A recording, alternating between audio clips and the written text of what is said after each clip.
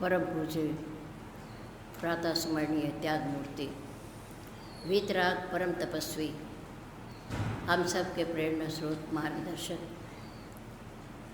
एवं हम सब के जीवन का कल्याण करने वाले, आवाज़ थोड़ी कम कर लो, हम सब के जीवन के आधार श्री सद्गुरुदेव जी महाराज। श्री सद्गुरुदेव महाराज की अर्चनीय वंदनीय धर्म स्वरूप पुरुष समाज भक्ति स्वरूपा मातृ शक्ति प्यारी बहन, प्रातःकाल की शुभ वेला में आशुतोष अवधरदानी भोलेनाथ, कैलाशवासी उमापति, नीलकंठ महादेव, देवों के देव महादेव भोले बाबा के पवित्र मंदिर के प्रांगण में परम पूज्य गुरुदेव जी के चरणारविंद में परमपिता परमात्मा को साक्षी मानते हुए अपने अपने पैरों की चौकड़ी लगाकर बैठते हुए, शरीर को सीधा रखते हुए, मन को अपने पास लाते हुए, चित्त वृत्ति को एकाग्र करके बैठते हुए, चेहरे को मंच की ओर रखते हुए, आंखें खोल करके बैठते हुए, किसी भी प्रकार की हलचल को रोकते हुए, शांति का दान देते हुए, समय का सदुपयोग करते हुए, धर्ममय वातावरण में धर्म की चर्चा, जीवन सुधार की चर्चा, प्रभु की पवित्र पावनी चर्चा कहने और सुनने का प्रयास कीजिए। धन्यवाद। सम्मानित सभा के द्वारा रखे गए धर्म चर्चा के लिए, हरि चर्चा के लिए 7 दिन के समय में से आज छठा दिन है। कल विश्राम दिवस है।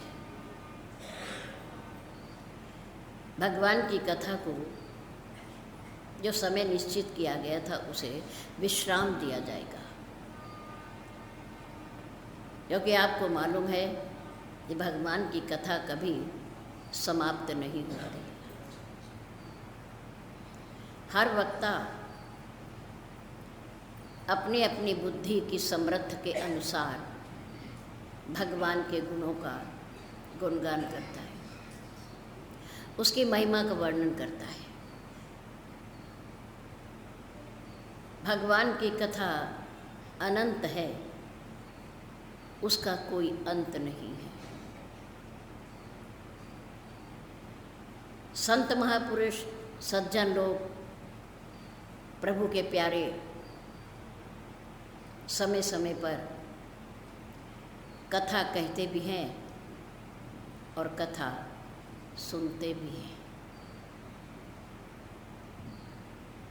सुनना महत्वपूर्ण है, कहने की अपेक्षा सुनना महत्वपूर्ण है।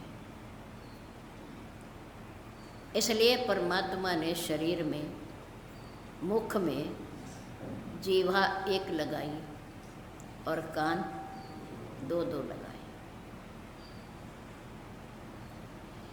महर्षि वाल्मीकि जी ने कहा कि भरहि निरंतर हो ही न पूरे कान। इन्हें समुद्र की उपमा दी आदि कवि महर्षि वाल्मीकि जी ने। भरहि निरंतर हो ही न पूरे, जैसे समुद्र में नदी और नाले जाके गिरते हैं, पर कभी वो ये नहीं कहता कि मैं तृप्त हो गया, अब न आना, मैं भर गया।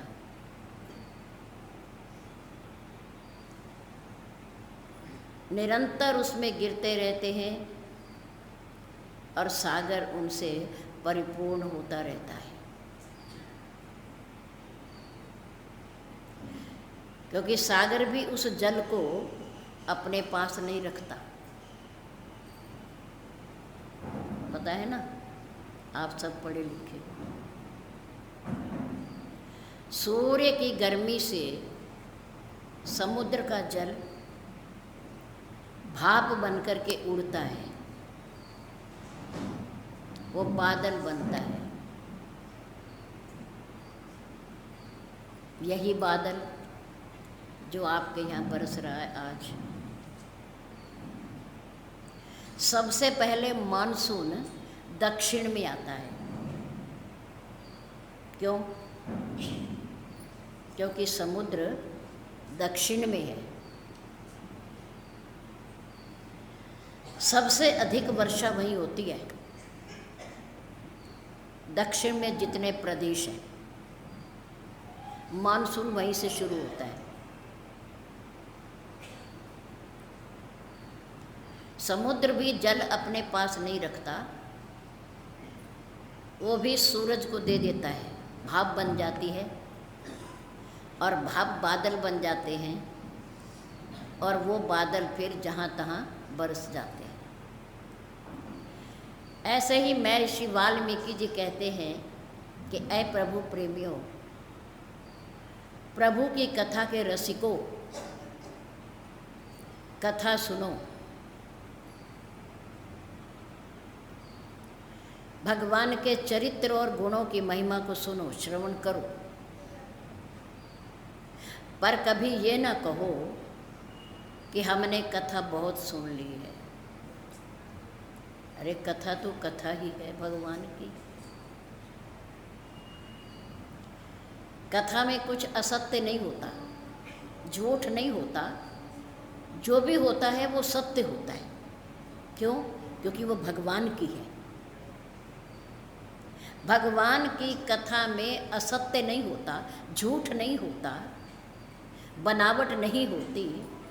जो कुछ भी होता है वो सत्य होता है। भगवान की कथा को सुनते रहना चाहिए, सुनते रहना चाहिए, सुनते रहना चाहिए, क्योंकि वो कभी समाप्त नहीं होती, वो अनंत है। और कहने वाले विद्वान, संत, महापुरुष, ज्ञानी अपनी अपनी भावना के अनुसार कहते रहते हैं और सुनते भी रहते हैं। इसका प्रमाण भी है। भोलेनाथ जिनके मंदिर में बैठी हैं, बहुत पुरानी कथा है ये, पर कथा है, पुरानी कथा है पर कथा है। और कथा भी आज की नहीं है, अब तो कलयुग चल रहा है। इससे पहले द्वापर था, उससे पहले त्रेता, त्रेता युग की कथा है ये। एक बार त्रेता युग माही, शंभु गए कुंभज ऋषि पाही, संग सती जग जननी भवानी, पूजे ऋषि अखिलेश्वर जान। एक बार माँ सती को लेकर के भोलेनाथ कथा सुनने के लिए कहाँ आए? रहते कहाँ हैं? वैसे सब जगह है, पर उनका एक निश्चित स्थान है, कैलाश पर्वत। क्या है? जैसे भगवान वैकुंठ में रहते हैं, वैसे हरि व्यापक सर्वत्र समाना, सब जगह है ना। ऐसे ही भगवान कैलाशपति हैं, वो कैलाश पर निवास करते हैं। वैसे सब भक्तों के पास है, हर मंदिर में है। तो एक बार ऐसा हुआ कि सती को साथ लेकर के कथा सुनने की भावना से कैलाश पर्वत से उतरकर नीचे आए। कहाँ गए? संतों के पास।